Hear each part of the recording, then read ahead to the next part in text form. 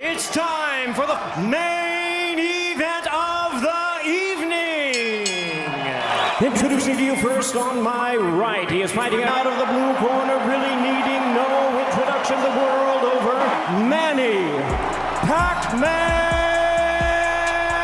Pacquiao. And his opponent across the ring, Mario Barrios. Protect yourself at all times, and what I say you must obey. Good luck to both of you. Touch them up. Hello guys, welcome back to our channel Winsworld TV. So Manny Pacquiao muling magbabalik sa ibabaw ng boxing ring, matunog ang pangalan ni Mario Barrios sa posible niyang makakalaban ngayong July 2025.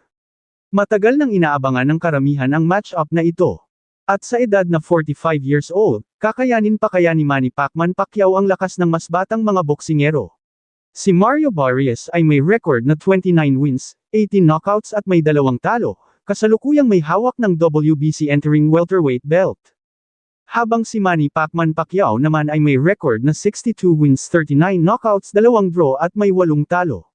Nakalaban ni Manny Pacquiao si DKU, noong December 11, 2022 sa isang exhibition bout na talagang anabangan ng karamihan. Noong July 28, 2024 na nakalaban muli ni Manny Pacquiao si Ricky Anpo, na kung saan ay muntik nang bumagsak si Manny Pacquiao sa lakas ng mas bata na si Ricky Anpo. もう一度左のボディさあこれで2人に汗が光り始めましたマニー・パッキャオ飛び2右ストレートそれに合わせた左のパーワンツー、左のボディアンポ左のフック左のジャブワンツースリーと右をスーッと伸ばしていったワンツーマニー・パッキャオか左のジャブから右のボディ最後の振っていかなきゃいけないのでちょっと出し方難しいから残りは30秒だチャンピオンをロープに振ります右にストレート右ストレート効いている効いている青子が最後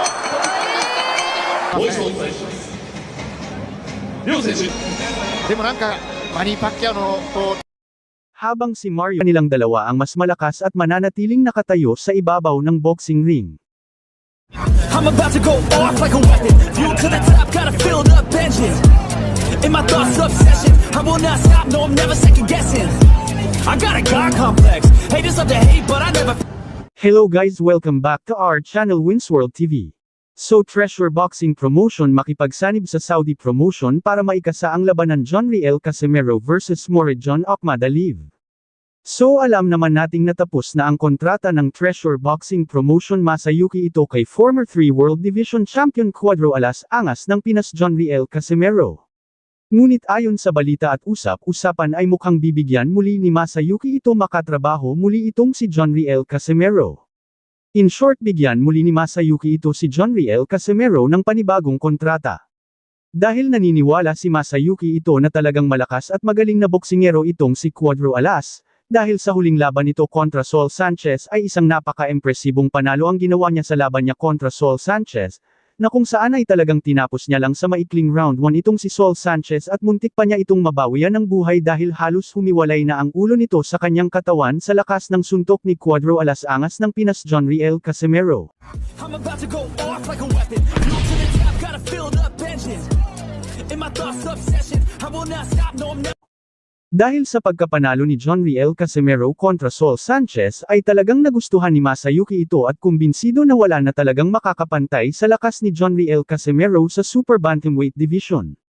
Ayon pa kay Masayuki ito ay hindi alintana sa kanya ang mabash ng gusto ng mga kapwa niya Japanese dahil wala naman daw siyang ginagawang masama.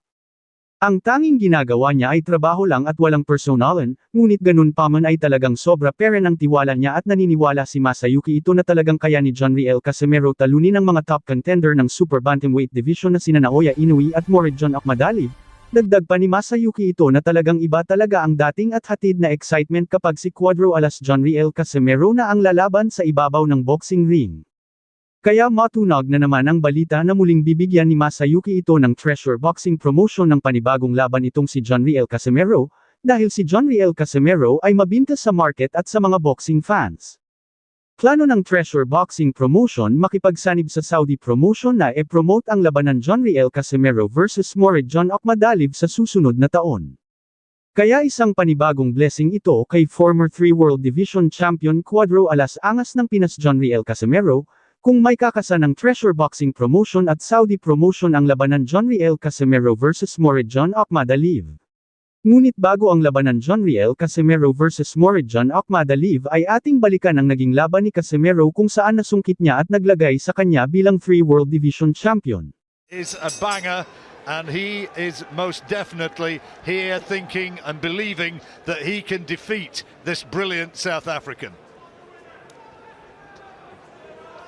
Well, the obvious tactic is to get inside that beautiful long. Barely doing enough, John. I just think.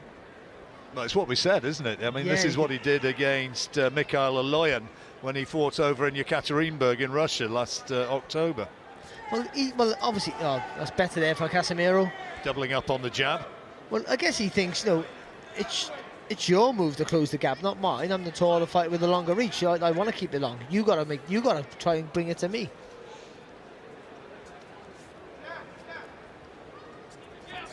Bags of experience, though, Casemiro.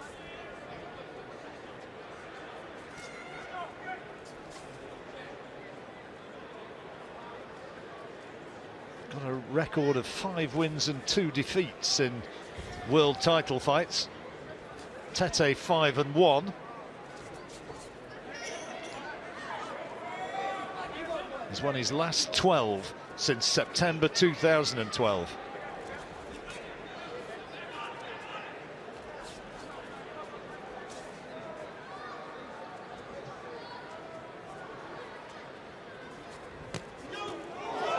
Oh, Casemiro got him. He's got him with a butt now. He's given hits. He's got him with a body shot, was it? No, it was on the chin. It was a short right hook to the chin. And he's in trouble. It's all over the place. He's in real trouble. Tete's in a lot of trouble. And the referee wants to look at him. He's allowing it to continue. But can Casemiro take him out here? It happened so quickly.